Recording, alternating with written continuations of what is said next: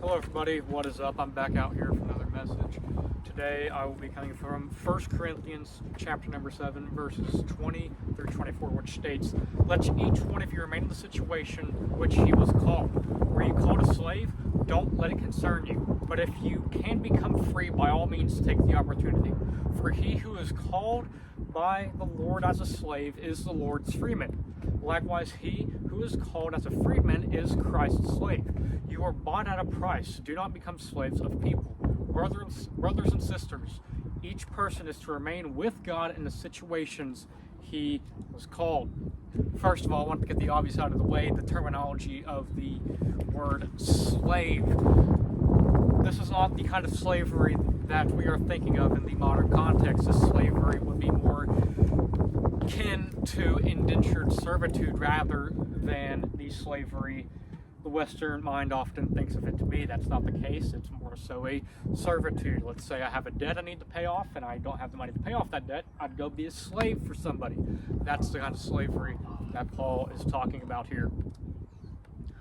And so ultimately within this, Paul has one overarching idea, one overarching theme, and that is this: do not fret because Christ will use you where you are at. Do not tremble, do not shake, do not be in fear. He has you right where he wants you to be, and he will use you in that situation. He has not forsaken you simply because your circumstances are less than favorable.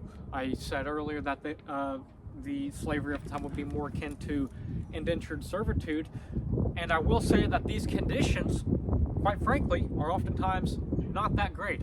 They're not as terrible as the Western context would think them of, but they are still not great.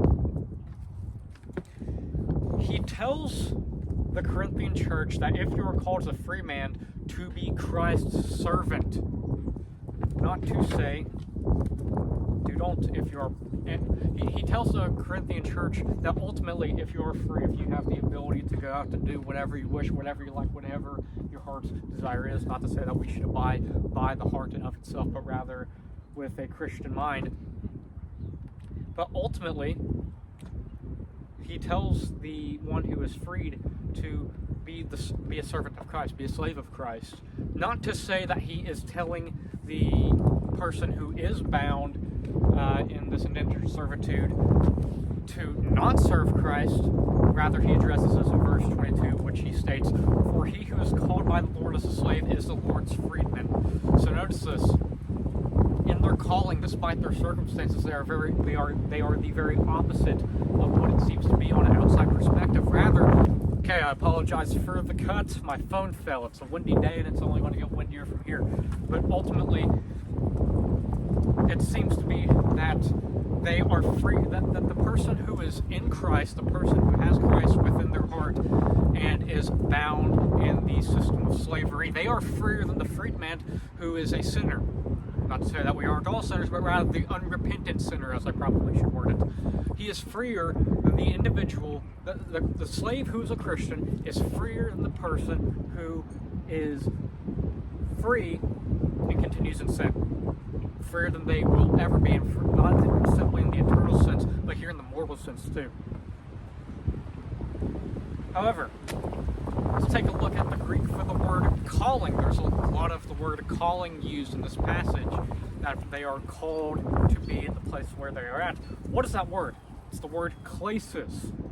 And klesis, used in a particular manner, can mean a divine calling. It can mean that God has place them to be somewhere at some place, whether it be in human terms savory or unsavory. Ultimately, they had a divine calling to their terrible circumstance because God had deemed them worthy to go through it.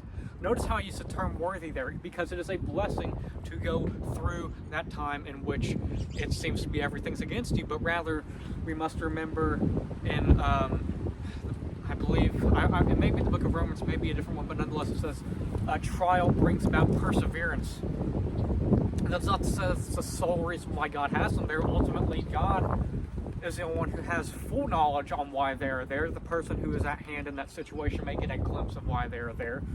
But ultimately, God has them there for a reason.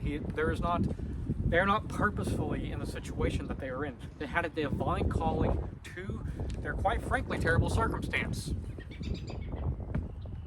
Something that a lot of people seem to forget, that God doesn't always will us to be in a field day. He doesn't always will for us to be in that sort of scenario. While he does he doesn't take pleasure in our suffering, but rather our suffering has a purpose. There's a reason for in which these bad things occur, in which these bad circumstances occur. And ultimately, that is for our good. For our good. Let's take a look at Cambridge commentary on chapter 7, verse 21. It states, "The doctrine of Christian liberty was intended to make men free not from, but in," I put the but in, that's not in that, "but in the responsibilities of their position." They're not freed from their responsibilities, but rather they're freed in it. God has placed them there for a reason. They have responsibilities where they are placed. They are not to be aimless, not to be uncareful. Rather, they have responsibilities there. They have duty to tend to.